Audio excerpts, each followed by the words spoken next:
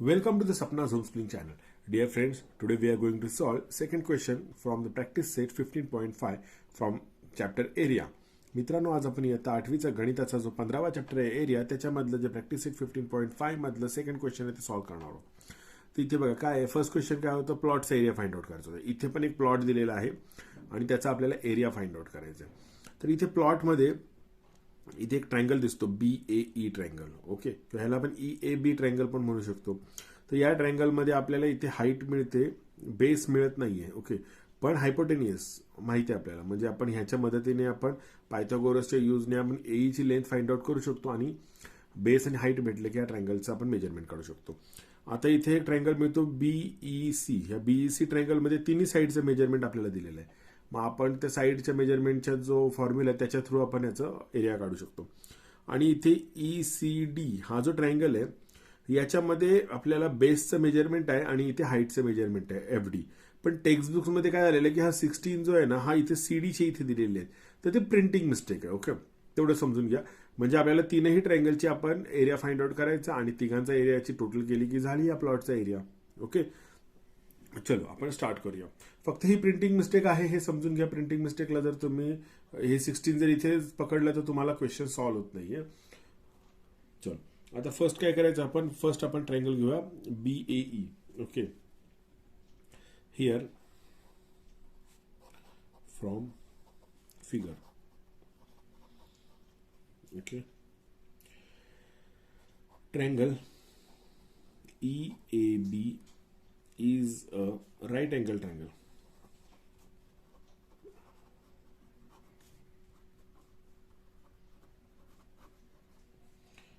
Okay, therefore B is square. कळलं ना, पायथागोरसचा theorem काय आहे, B square hypotenuse square, BE square is equal to AB square plus AE square.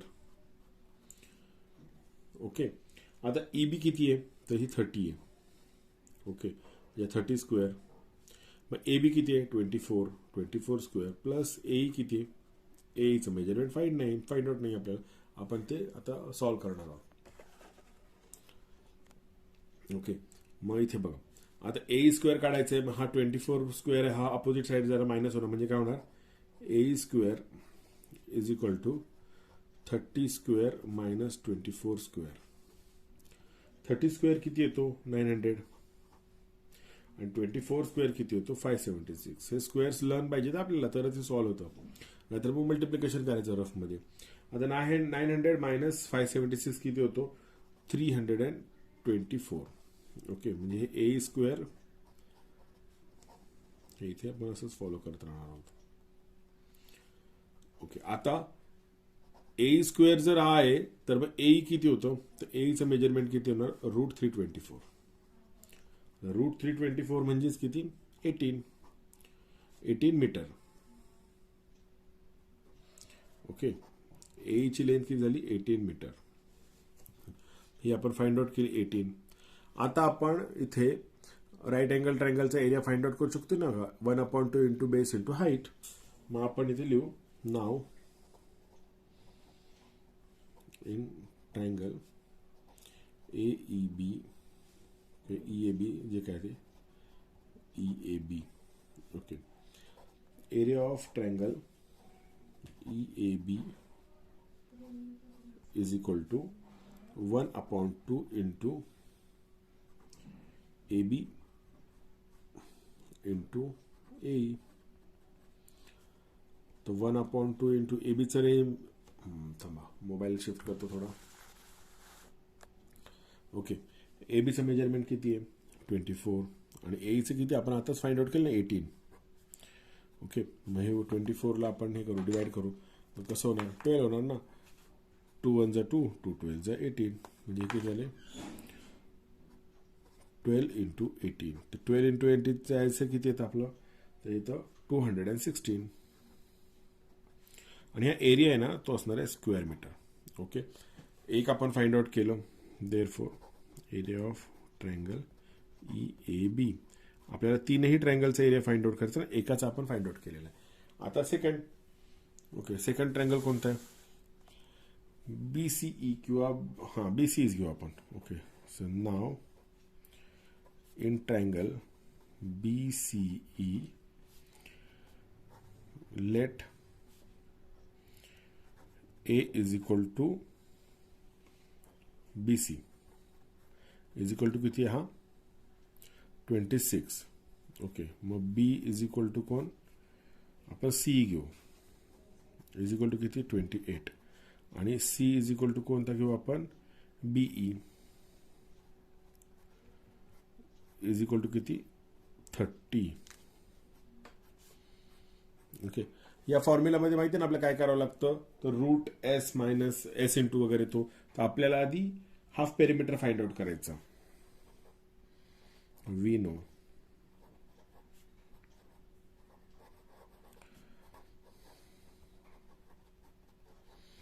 Half perimeter म्हणजे S is equal to A plus B plus C upon 2.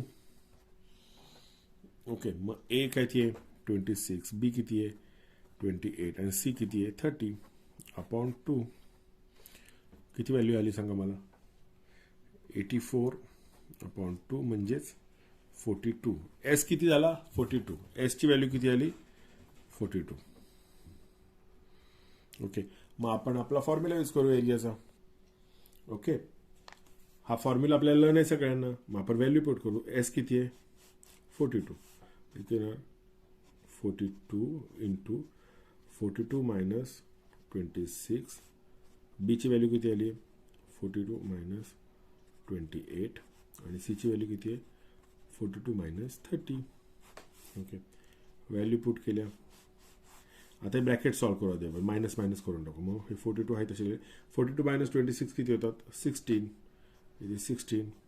42 minus 28 किती होतात 14. Again 42 minus 30 किती होतात 12.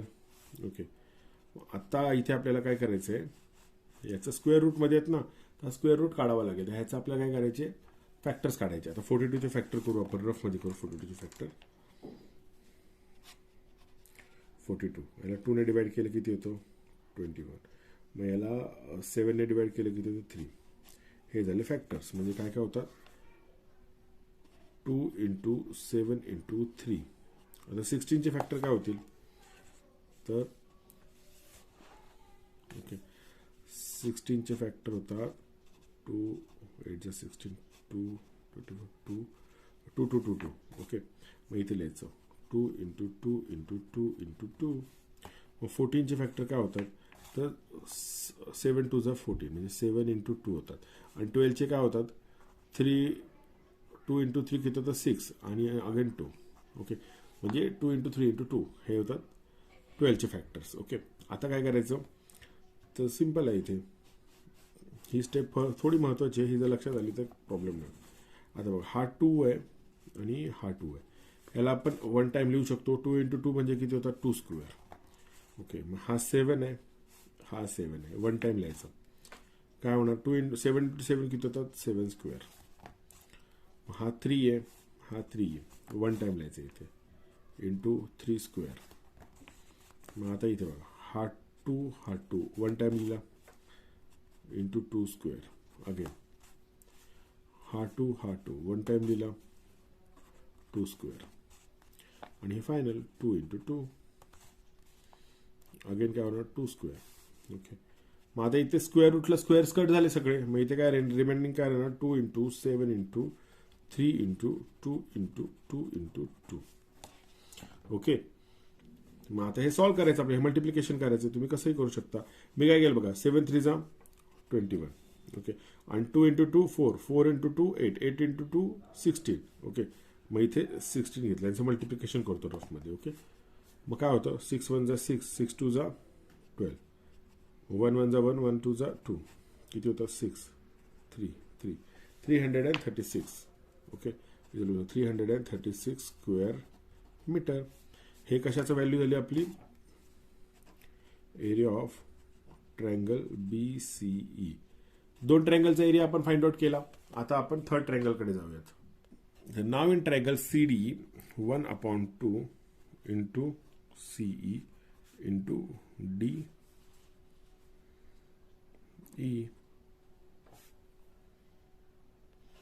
हे DF आहे. Okay, हे DF काय height आहे. हा ट्रायंगल माहिती आहे का? एक मिनिट मी परत दाखवतो तुम्हाला. आता लास्ट ट्रायंगल आहे ना CDE, याच्यामध्ये आपल्याला बेस माहिती आहे CE 28 आणि हाईट माहिती आहे 16. तर 1/2 इंटू बेस इंटू हाईट हा फॉर्म्युला आपण यूज करणार आहे इथे. मग आता इथे 1/2 इंटू बेस किती आहे 28 आणि हाईट किती आहे 16. ओके, 16चं सांगितलं ना प्रिंटिंग मिस्टेक आहे टेक्स्टबुकमध्ये, ते आपण चेंज केली ना. मग हे किती येतात 14, 2 1 2, 2 14 28, मग 14 इंटू 16. Okay, 14 into 16. तर 14 इंटू 16 किती होतात रफमध्ये करा.